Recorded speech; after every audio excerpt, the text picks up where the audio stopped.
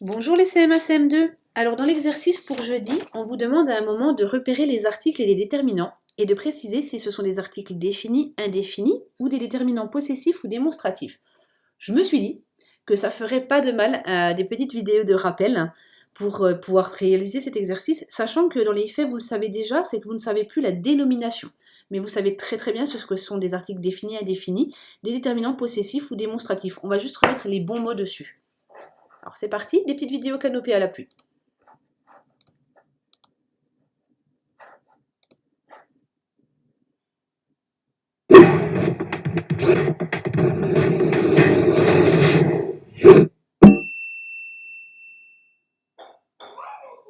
Alors Alberto, elles se passent bien tes vacances à la Martinique?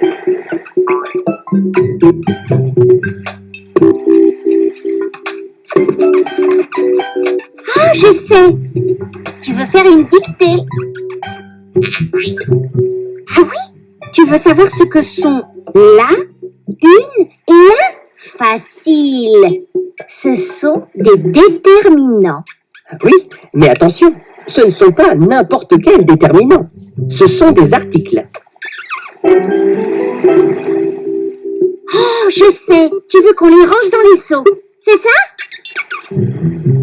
Sauf qu'on ne doit pas les ranger n'importe comment. Et si on mettait les articles masculins dans un seau et les articles féminins dans l'autre? Oh non, ce n'est pas ça. Ah mais non, je sais. Alberto veut qu'on range les articles définis dans un seau Et les articles indéfinis dans l'autre. Bonne idée, grand frère. Mais attends, tu sais les différencier, toi? Eh bien, un article défini détermine quelque chose qu'on a déjà vu, identifié, comme la plage. On sait de quelle plage il s'agit, celle où joue Alberto. Oui, et un article indéfini accompagne un nom sans apporter de précision. Il donne un sens plus général, comme un château ou une pelle. Parfait. Rangeons-les maintenant. Là, dans le seau de droite, ce sera celui des articles définis. Une et un dans le seau de gauche, qui sera celui des articles indéfinis. Allez hop! J'adore ce jeu. On continue. Tu peux écrire, Alberto, s'il te plaît? Le château est attaqué par des crabes. Heureusement, Alberto fait fuir les crabes.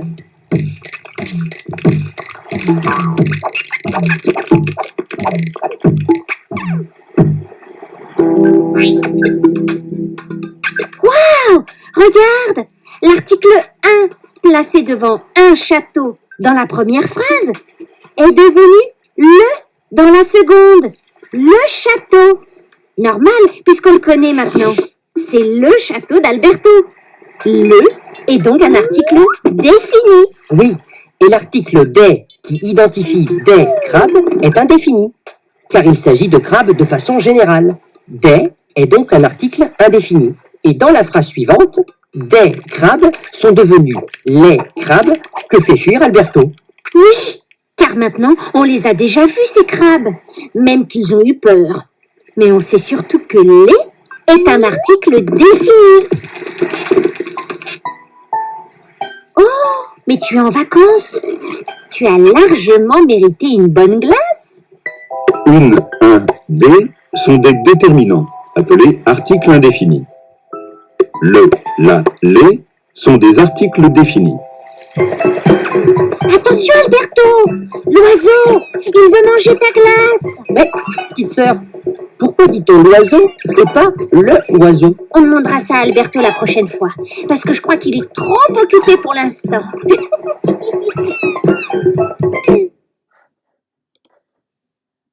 Je vous prends un autre exemple. Par exemple, dans les applications e-learning que vous faites, dans les exercices en ligne que vous faites, c'est une maîtresse qui les a créés. Si vous dites une maîtresse, on entend bien que vous ne la connaissez pas, que je ne la connais pas non plus, et on sait que c'est quelqu'un qui l'a créée, que c'est une maîtresse, mais on ne la connaît pas. Si vous dites c'est la maîtresse qui les a créés, on sous-entend que vous parlez de moi, votre maîtresse. Donc, en fait, cela va vous permettre d'augmenter votre niveau de langue, le fait de connaître ces différences et surtout de bien les utiliser. Vous n'allez pas utiliser une ou la de la même façon et vous serez de ce fait plus compréhensible et votre message sera plus ciblé. De là, vous augmentez votre niveau de langue. Donc, vous avez vu, je vous ai parlé de votre maîtresse. On va maintenant parler des déterminants possessifs et des déterminants démonstratifs.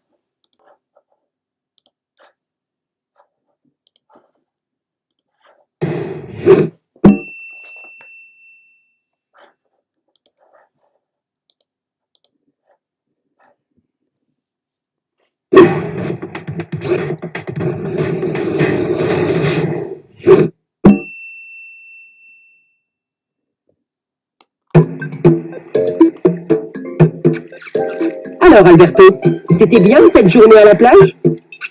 À qui sont tous ces objets? On ne peut pas les laisser comme ça. Eh, j'en reconnais qui sont à nous, petite sœur. Mais il y en a aussi à toi, Alberto. Les autres objets, je ne sais pas. Ah, ils sont à tes copains les crabes. Et si on s'amusait à les trier? Comme ça, on ne les mélangera plus. Alberto, tu veux bien ranger les objets dans des bacs? Eh, je reconnais tous ces mots. Ce sont des déterminants possessifs. Ah oui, ils désignent à qui l'objet appartient, comme mon, ton ou leur. Et ils s'accordent avec le nom. Comme ça, on sait si le nom est masculin ou féminin, comme sa casquette ou son pantalon. Et aussi s'il est singulier ou pluriel, comme votre bateau, vos jouets. Vas-y Alberto, à qui est ce ballon? C'est mon ballon. Je le mets dans mon bac. Hop. Tu as vu grand frère, mon ballon.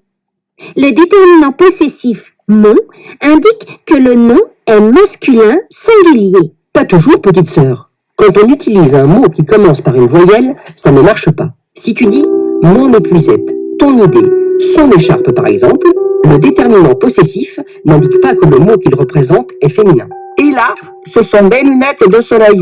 Alors hop. Oui, Alberto. Mes lunettes, c'est au pluriel. Ce seau à côté de toi, Alberto, c'est le mien. Tu peux le ranger, s'il te plaît? C'est ton seau. Merci, Alberto. Et la serviette, là, elle est aussi à nous deux? Votre serviette. Cette raquette n'est pas à toi, Alberto? À moi non plus. Alors elle est au crabe. Tu la ranges dans leur bac? Oui, Alberto, c'est leur raquette. Et c'est bien aussi. Je crois qu'elles sont à eux.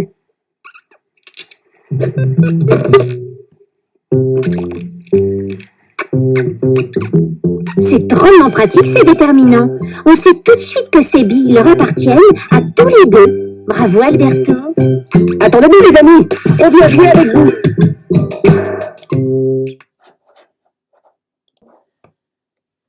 Vous pouvez vous aider pour vous en souvenir avec le français. Possessif, ça indique le mot possession. C'est de la même façon, la famille. Possessif, possession. Ça veut dire qu'on possède, donc ça appartient. Mon, ma, ton, là, c'est. Démonstratif, c'est la démonstration. Ça démontre. C'est celui-ci, celui-là. On y va pour la dernière, donc les déterminants démonstratifs.